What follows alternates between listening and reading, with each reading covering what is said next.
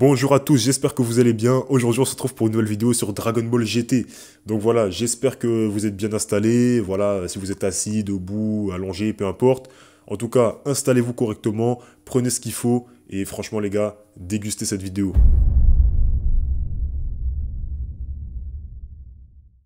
なぜ邪悪竜が現れたか分かっているな。どうやらお前たちはドラゴンボールの力に頼りすぎたようだ。これ以上お前たちにドラゴンボールを使わせるわけにはいかない。ドラゴンボールはお前たちの前から姿を消す。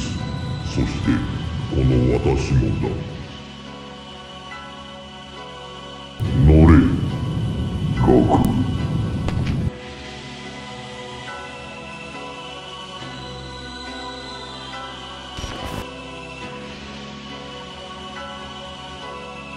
Au départ dans Dragon Ball, et comme son nom l'indique, le but c'était de récupérer les boules de cristal.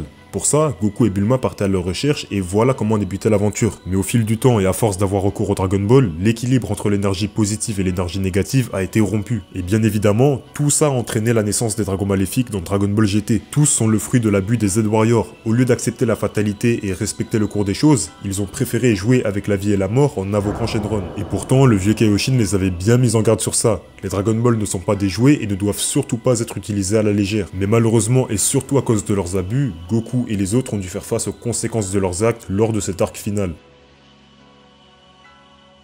Bon, comme on l'a dit, les dragons maléfiques sont nés des vœux de Goku et de toute la bande, donc la Z-Team. Et à cause de l'utilisation excessive de Dragon Ball, l'équilibre entre l'énergie négative et l'énergie positive a été rompu. Et ce qui s'est passé, c'est que chaque boule de cristal a donné naissance à un dragon. Sin Shenron, Haz Shenron, Ace Shenron, Nuoba Shenron, Raj Shenron, Oceanus Shenron et Naturon Shenron. Et je rappelle que ça c'est leur nom dans la version anglaise, donc dans la VA. Et comme par hasard, on remarque que si on réunit la première lettre du nom de chaque dragon, ça donne Shenron en entier. Mais bon, ça c'est connu depuis bien longtemps, mais c'est valable seulement dans la version anglaise.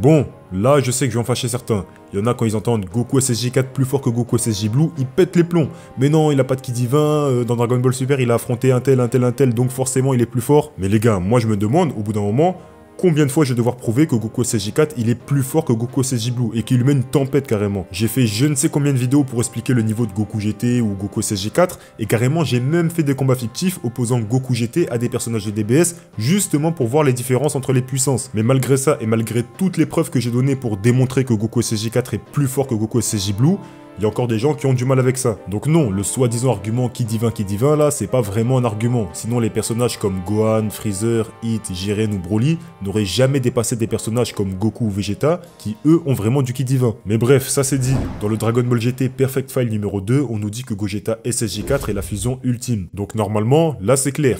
Il est plus fort que Gogeta du film Janemba, mais bon, ça on pouvait s'en douter, même si, attention, les échelles de puissance dans les films DBZ sont différentes de celles du manga. On sait que la plupart du temps, les personnages ont tendance à être plus puissants dans les films que dans le manga original. Mais bon, là il s'agit quand même de Gogeta Super Saiyan 4, donc si on prend en compte la chronologie, la transformation et le contexte de son arrivée, je pense qu'on est tous d'accord pour dire qu'il n'y a pas débat. D'ailleurs, rappelez-vous de la particularité du SSJ4 et surtout de Goku Super Saiyan 4. Là où dans Dragon Ball Super, Trunks, un apprenti Kaioshin, a réussi à soigner Goku SSJ Blue, dans DBGT, c'est même pas un apprenti, mais carrément le Kaioshin en personne qui est incapable de le sauver. Et ça, tout simplement parce que depuis qu'il a atteint le Super Saiyan 4, il est beaucoup trop puissant pour être soigné. Et encore, à ça on peut aussi ajouter le fait que la fusion Gogeta 4 tienne seulement 10 minutes tellement elle est puissante. Là où encore une fois, Gogeta Blue n'a pas cette contrainte. Donc, est-ce que la parole du Dragon Ball GT Perfect File numéro 2 est encore valable aujourd'hui?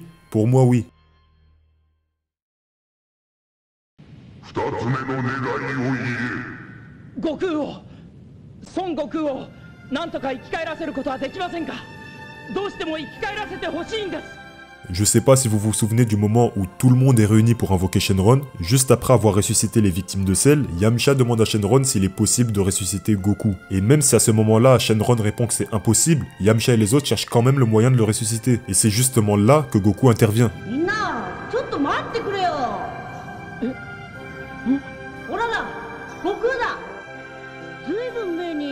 様から言われたことがあんだ。このオラが悪い奴らを引きつけてるみてえだってな。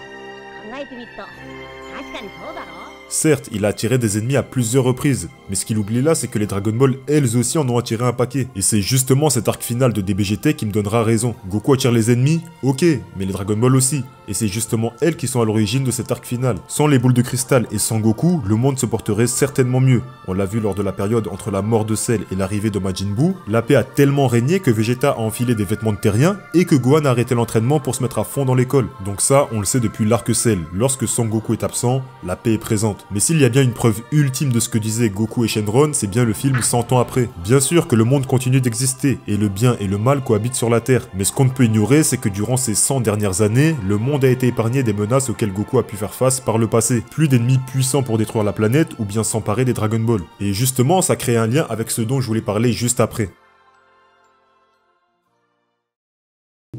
Son, moi. おめえにゃ世話になりっぱなしでさ、借り返せなくてごめんなピッコロ。おめえのことは一生忘れねえよ。 Si vous avez bien remarqué, hormis dans l'arc Saiyan bien sûr, chaque fois où Goku est mort, il disait « On se reverra quand vous serez mort ». Il l'a dit à la fin de l'arc Cell, avant de retourner dans l'au-delà lors de l'arc Majin Buu, mais dans Dragon Ball GT, tout ça est différent. On s'est souvent demandé ce qui est arrivé à Goku. Est-il bel et bien mort ou bien est-il toujours vivant dans un autre monde? Mais en réalité, tout était sous nos yeux depuis le départ. Et les visites que Goku a rendues à ses amis ne sonnaient pas comme un simple « à plus tard », mais plutôt comme un adieu. Comme si Goku s'en allait pour toujours et que personne ne le reverrait plus jamais. D'ailleurs, le simple fait qu'il puisse rendre visite à tout le monde avant de partir témoigne déjà de son réel état. Auparavant, lorsque Goku mourait, tout se passait dans l'ordre des choses. Il atterrissait dans l'au-delà, et comme c'est Goku, il avait droit à un traitement de faveur, en gardant son corps par exemple. Mais cette fois-ci, ça n'a rien à voir car Goku est libre. Libre de rendre visite à tout le monde juste avant de partir, sans ne rien expliquer à personne. Tout est vague et il ne répond à aucune question. Il dit à Piccolo juste avant de partir sans ne rien expliquer. Et si on analyse bien cette phrase, ça veut tout dire en réalité. Goku n'oubliera jamais Piccolo aussi longtemps qu'il vivra, car désormais il vit tout simplement pour l'éternité. Lorsqu'il se rend à la Kame House, Tortue Géniale a bien compris ce qui est arrivé à Goku. Et c'est justement pour cette raison qu'il pense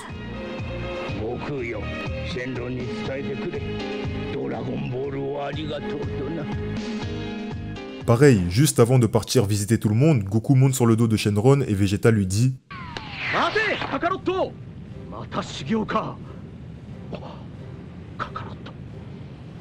Donc là, de ce qu'on voit, Vegeta, Tortue Géniale et Piccolo semblent avoir compris la situation et connaître le nouvel état de Goku. Mais bon, de toute façon, le film Dragon Ball GT 100 ans après est encore plus explicite. Lorsque Goku Junior invoque ce qu'il appelle Dieu ou Maître Dragon Ball, Goku intervient. Et la scène où il s'en va avec les boules de cristal signifie justement qu'il ne fait plus qu'un avec elle. Et partir avec hors de ce monde pour vivre éternellement signifie qu'il a libéré le monde du plus grand fléau qu'il a connu, Son Goku, mais aussi les Dragon Ball. Désormais, le monde est libre et la vie peut redevenir normale. D'ailleurs, je vous rappelle les paroles de Atsushi Maekawa et Masako Nozawa. Pour être honnête, dans l'épisode 63 de DBGT, juste avant l'épisode final, un grand changement se produit chez Goku. Ceux qui ont regardé attentivement l'ont peut-être remarqué, mais dans cet épisode, Goku qui subit l'attaque de Lee Shenron s'enfonce au fond d'un trou profond. C'est le tournant. Par la suite, Goku continue toujours le combat, mais ce qui est différent d'avant, c'est qu'il est enveloppé d'une aura qui ne laisse aucune attaque s'approcher de lui. Il se peut qu'il soit mort là-bas, ou qu'il soit devenu quelque chose d'entièrement différent. Je laisserai cette décision à l'imagination de tous ceux qui ont regardé. Cependant, le Goku jusqu'à ce point que tout le monde connaît clairement n'apparaît plus après cela. Dans l'univers de Dragon Ball, Goku était déjà mort plusieurs fois, et jusqu'alors, il apparaissait à chaque fois avec un halo au-dessus de sa tête. Cependant, je ne voulais pas suivre le concept habituel selon lequel, même lorsqu'il meurt, il revient directement à la vie. Je voulais que les spectateurs s'imaginent la mort de cette façon et ressentent une tristesse proche de celle-ci dans la réalité.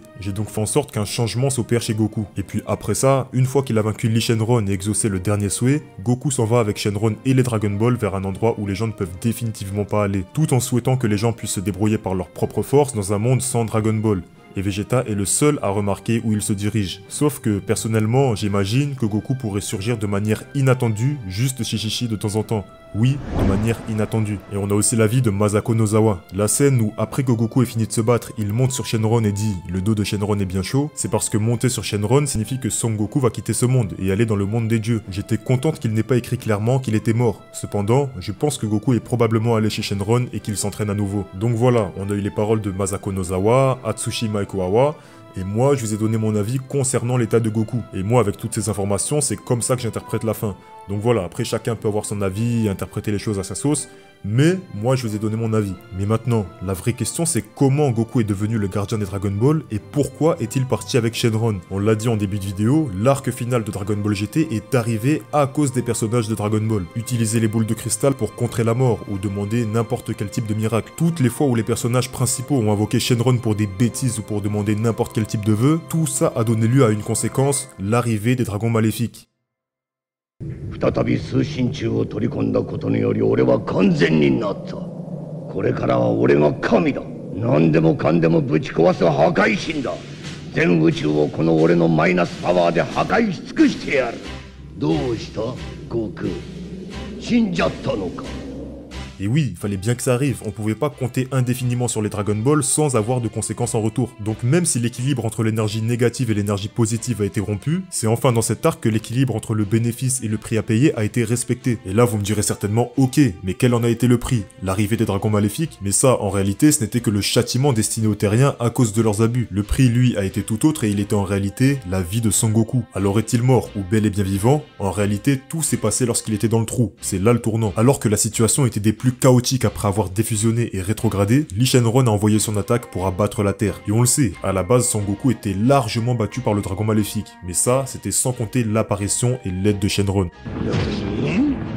Dès son retour sur le champ de bataille, Son Goku est désormais uni à Shenron. Il est devenu le gardien des Dragon Ball après les avoir absorbés lors de son départ. D'ailleurs, le nom de Shenron en réalité signifie dragon spirituel, ce qui pourrait nous éclairer sur le nouvel état de Goku. Après avoir demandé spirituellement l'aide de Shenron, il a pu revenir sur le champ de bataille pour vaincre Lee Shenron. Et pour ça, Goku a certainement dû pactiser avec lui afin de sauver la Terre, mais en contrepartie leur enlever ce pouvoir miraculeux que renfermaient les Dragon Ball. À présent, la Terre est saine et sauve et Lee Shenron est vaincu.